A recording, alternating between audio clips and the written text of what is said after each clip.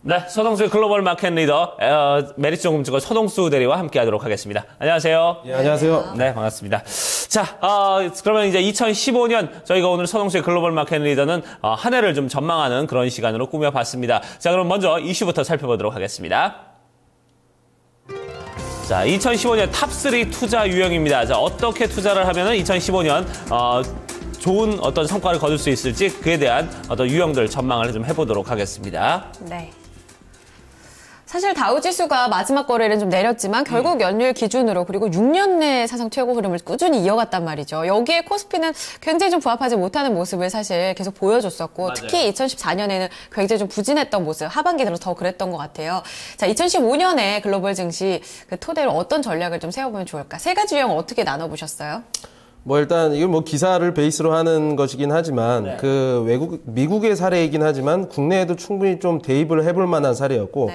아무래도 2014년도에 이어서 2015년도 한국 증시를 좀 긍정적으로 보기에도 좀 어려운 면이 없지 않아 있어서 어떻게 하면은 연초에 좀 좋은 메시지를 전달을 해드리고 좀 희망을 드릴 수 있을까 이런 걸 좀 찾다가 고민을 하다가 좀 이런 내용을 좀 준비를 했고요. 네. 가장 큰 문제는 그 상반기에 있어서 뭐 중국의 MSCI 그 지수 편입이라든가 아니면은 뭐 이런 그 여러 가지 약재들 그리고 뭐 미국의 FOMC 뭐 금리 상승 이런 걸로 인해서 상반기에는 좀 한국 주식 시장이 좀 좋지 않을 것이다라고 모든 증권사 그리고 리서치 헤드들이 다 말씀을 하시고 있습니다. 그래서 그림을 한번 보시면 아시겠지만 우리들이 제일 많이 생각을 하고 있던 1900이라는 하단, 박스피의 하단, 그리고 2000포인트라는 박스피 상단, 이런 것들이 좀 내년 전망에는 많이 무너지고 있는 모습들이 좀 보여주고 있어요. 그래서 상단도 2250이 아주 굉장히 지금까지 나왔던 5년 내 전망 중에서 가장 겸손했다. 그리고 하단도 제가 봤을 때는 지금 한 5년 내 금융위기 이후에 가장 낮은 레벨을 지금 제시를 하고 있는 것이 아니냐라는 측면에서 좀 보수적이면서 좀 장기적으로 수익을 얻을 수 있는 이런 전략들이 참 많이 좀 좋게 소개가 돼서 좀 소개를 드리고자 합니다. 네. 사실 보면 지금 보니까 지금 5년 내에 지금 국내 증시 같은 경우는 가장 좀 비관적인 상황이 아닌가, 이런 생각이 들어요. 지금 1750선까지도 지금, 바닥을 좀 보는, 그런 지금, 자료들이 지금 상당히 많거든요. 이제 그런 부분에서 사실 좀 내년에 진짜 말씀하신 대로 좀 보수적으로 좀 해야 되지 않을까 이런 생각이 드는데, 그럼 어떻게 좀 우리가 접근을 하는 게 좋을까요? 일단 뭐 투자형은 세 가지로 분류를 했었는데요. 네. 첫 번째 유형 같은 경우는 바이백. 그러니까 자기네들이 팔아놓고 자기 주식을 다시 산다는 자사주를 매입하는 이런 기업들을 한번 주목을 해보자. 경영진이 자사주를 가치를 높게 평가하고 있다는 증명이다라고 좀 보시면 될 것 같고요. 미국에서는 2000년도 이후에 2000년 3월 이후에 연평균 수익률이 10.8%나 나는 이런 좀 좋은 좀 결과를 좀 보여줬었고요.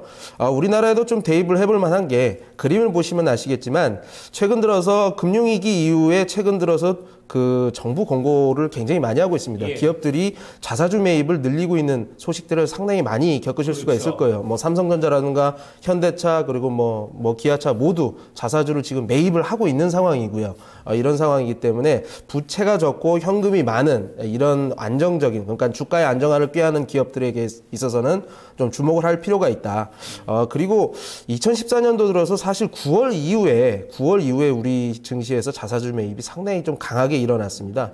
올해 한 2조 7천억 정도 되는데 10월에 5,300억 그리고 11월에 9,300억이라는 자사주 매입이 있었어요. 그렇기 때문에 이런 것들은 자사주 매입이라는 것은 결론적으로 주가가 재평가될 수 있는 이런 계기가 되기 때문에 주목을 하셔야 된다라는 말씀입니다. 네. 경영진들의 어떤 기업에 대한 확신이라고 보면 되겠죠. 그보다 네. 더 중요한 좀 근거가 없지 않을까 이런 생각이 또 듭니다. 현대차를 비롯해서 여러 기업들이 좀 말씀하셨다시피 하반기에 그런 적극적인 모습을 보였는데 주주 친화 정책을 첫 번째 그 키로 들게 된다면 그 두 번째는 좀 어떻게 볼 수 있을까요? 뭐 이제 영어로 좀 모틀리 이제 full insider value라고 돼 있는데 여기 보시면 결론적으로 진입장벽을 가지고 있는 경제적 해자를 가진 기업들 중에서 저평가가 되어 있는 주식이 한번 보자. 이거 아주 뻔한 얘기긴 하지만 2005년도 이후로 인해서 연 수익률이 14%에 이르렀다는 점을 보면 가장 우수한 그 퍼포먼스를 가지고 있거든요. 그림을 보시면 아시겠지만 그 국내 기사입니다. 국내 주식형 펀드 2014년도에 이제 그 뭐 성과가 어땠느냐 보시면은 메리츠 자산운용의 이제 메리츠 코리아 펀드라든가 뭐 이제 에셋플러스 펀드 같은 경우는 대표적인 가치주 펀드거든요. 네. 가치주 펀드인데 주식형 펀드 10개 수익률 중에서 상위 5개, 그러니까 상위 5개가 있는 펀드들이 모두 가치주 스타일이었다. 이런 것들을 한번 생각을 해보실 필요가 있을 것 같습니다. 네.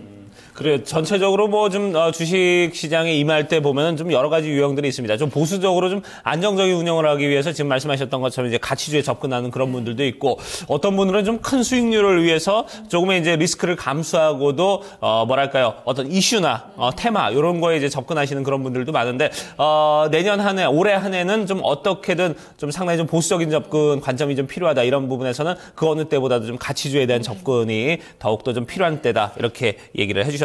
좀 다음 이슈 또 어떤 거죠? 예, 다음 같은 경우는 이제 배당 수익률이 높은. 예. 그러니까 배당 수익률이 지금 우리 한국 기업 같은 경우는 1% 정도 수준밖에 되지 않습니다.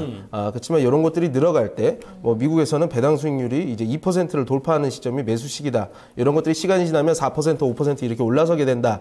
이 말은 뭐냐면요, 예금 금리가 지금 굉장히 많이 떨어져 있습니다. 네. 이런 상황에서 주식을 갖고 있을 때 적어도 배당을 1년에 한 번씩 받으면서 예금 수익률보다는 좋아야 되는데, 이런 것들이 우리나라 주식 같은 경우는 굉장히 안 좋았다는 얘기죠. 하지만 최근 들어서 이런 것들이 또 정부에서 계속 공고를 하고 있는 주주 친화 정책 중에 하나라고 좀 보시면 될 것 같고요. 네. 그림을 한번 보시면 아시겠지만, 첫 번째 그림 보시면 지금 한국 증시 같은 경우 1% 수익률, 시가 배당률이 1% 정도밖에 되지 않는다라는 점을 보실 수가 있는데요. 타 증시를 보시면은 배당 수익률이 3%에서 4% 가는 이런 시장들은 우리나라 대비해서 한 40%에서 50% 정도 할증이 되어 있는 모습들을 보실 수가 있습니다. 그렇다고 해서 그 시장들이 굉장히 뛰어난 시장이고 성장률이 굉장히 가파른 시장은 아닙니다. 네. 우리도 1980년도까지는 대만하고 거의 비슷한 밸류에이션으로 가다가 대만이 그 시가 배당률을 굉장히 높이면서 저희랑 증시의 갭이 굉장히 크게 늘어났었거든요. 그래서 이런 것들이 2%, 3%로 늘어나게 되면 지금 우리나라도 배당 수익률을 적극적으로 늘리는 것을 권고하고 있는 이때 우리 주식도 어떻게 보면 여기서 이제 프리미엄이 붙을 수 있다라고 좀 판단을 할 수가 있을 것 같고요. 다음 그림을 보시면 하나의 근거 중에 하나가 기업의 현금 보유량은 지금 거의 사상 최대치로 가고 있는 상황이고, 뭐 정부 정책도 굉장히 강하게 하고 있고요. 배당 같은 경우에는 이미 정부, 공기업에 있어서는 배당 수익률을 굉장히 늘리는 모습을 많이 보여주고 있습니다. 하라는 얘기입니다. 사기업보로. 우리도 하고 있으니까 니네도 해라. 그래서 충분히 지금 쫓아오고 있고 하고 있다. 라고 보시면 될 것 같습니다. 네. 네.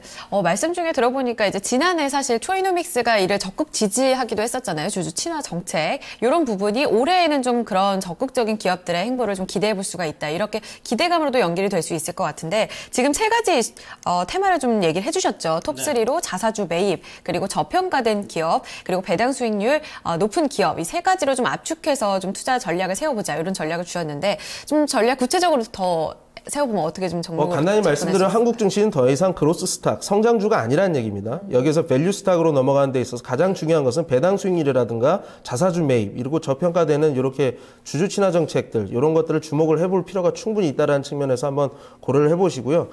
상반기 굉장히 한국 증시가 어려워질 가능성이 높습니다. 그렇지만 이런 걸로, 이런 스킴으로 가져가신다고 한다면 장기적으로 손해를 보시는 일은 굉장히 확률이 낮을 수 있다라고 정리를 드리겠습니다. 네.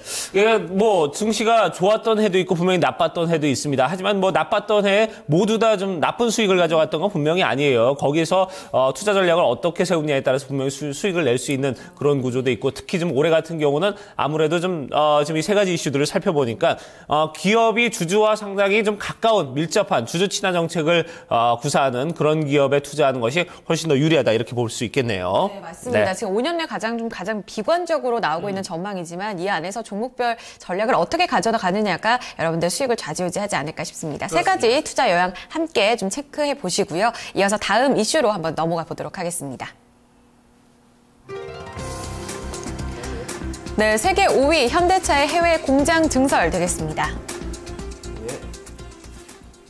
네, 현대차가 이제 굉장히 좀 높은 발표를 했습니다. 3년 만에 거의 결정이라고 보면 되겠습니다. 공장 증설 어떻게 좀 보고 계신가요? 일단 토요타가 1000만 대를 넘어서고 GM도 1000만 대를 넘어서면서 품질 문제가 굉장히 많이, 뭐 리콜 사태가 굉장히 많이 나오지 않았습니까? 그렇죠. 여기서 현대차 같은 경우는 사실 전략을 바꿨었죠. 800만 대 세팅을 해놓고서 더 이상 늘리지 않는다, 품질에 주력하겠다라는 측면에서 주가 상승률이 좀 많이 좀 부진했었습니다. 네. 그렇지만 최근 들어가지고 이런 이제 건리반의 합의를 보면서 주가가 다시 좀 오를 수 있는 단초가 되지 않겠나 보고 있습니다. 네. 사실 좀 보니까 올 새해 첫날부터 또 벌써 좀 해외 그 자동차 기업들은 리콜 사태들이 또 벌어지고 있는 그런 상황인데 이런 부분에서 좀 해외에서는 좀 어떤 이슈 이 부분에 관점을 바라보고 있나요? 사실 전 세계 자동차 시장이 올해 한 3% 정도밖에 성장을 못하지만 중국 내에서는 그래도 상당히 좀 가파른 성장이 좀 이어진다는 게 있었고요. 네. 폭스바겐 같은 경우에도 중국 내에서 지금 300만 대 세팅이 돼 있는데 2018년도까지 400만 대 세팅. 그리고 현대차 같은 경우는 이제 195만 대 세팅돼 있는 것을 270만 대로 늘리겠다라는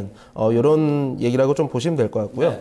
월스트리트저널 따르면 이제 허베이 공장 2016년, 충칭 2017년, 기아차 3공장 같은 경우도 지금 연 30만 대 캐파를 45만 대로 늘려놓겠다. 해외 생산을 늘림으로 해가지고 환율 문제에서 벗어날 수 있고 노사 문제에서 벗어날 수 있고 8천만 원에 달하는 이제 공장 근로자들의 고액 연봉도 피할 수 있다는 점에서 상당히 좀 긍정적으로 볼 수 있는 사안이 아닌가 보고 있습니다. 캐파를 일단 늘리겠다. 그리고 여기에 더불어서 지난해에는 한전부지 매입, 자사주 매입, 여기에 배당금 확대까지 얘기가 나왔어요. 이렇게 되면 앞서 점검해 주셨던 그 이슈에도 부합하는 그런 투자 유형이 아닐까도 싶은데 현대차 올해 좀 긍정적으로 봐도 될까요? 물론 중국이 성장을 하겠지만 전 세계 그 자동차 시장이 크게 성장하기 어렵다는 측면을 봤을 때는 완성차 업체의 가파른 주가 상승을 좀 예측하기는 쉽지는 않습니다. 네. 하지만 이런 캐펙스라든가 여러 가지 배당 정책 이런 것들로 인해서 좀 어느 정도 하방을 경직을 시켜주는 이런 흐름들이 나오지 않겠느냐. 이 상황에서 자동차 부품들이 현대차로 인해서 기술력을 축적을 하고 고객사 다변을 시키면서 특히나 중국에서 플레이를 하고 있는 부품주 같은 경우에는 상당히 좀 주목을 해볼 필요가 있다는 생각이 좀 들거든요. 네. 네. 자, 그래요. 전체적으로 뭐 자동차 업계가 올해 아주 낙관적이지는 않습니다만 그럼에도 불구하고 거기에 있어서 좀 현대차 같은 경우는 좀 여러 가지 해외 공장을 증설하면서 얻을 수 있는 이득들이 있습니다. 그런 부분을 좀 잘 챙겨보자 그랬고 거기에 따라서 좀 관련 중국에서 또 활동하고 있는 이 부품 업체들 이런 업체들의 좀 투자 매력을 갖고 있으니까 이 부분 좀 접근하면 유리할 것이다. 이렇게 정리를 해보면 될 것 같네요. 네, 두 가지 이슈 여기서 전략 마무리 지어보도록 하겠습니다. 이 시간 메리츠 종금증권 서동수 대리와 함께 했습니다. 대리님 감사합니다. 네, 감사합니다. 고맙습니다. 네.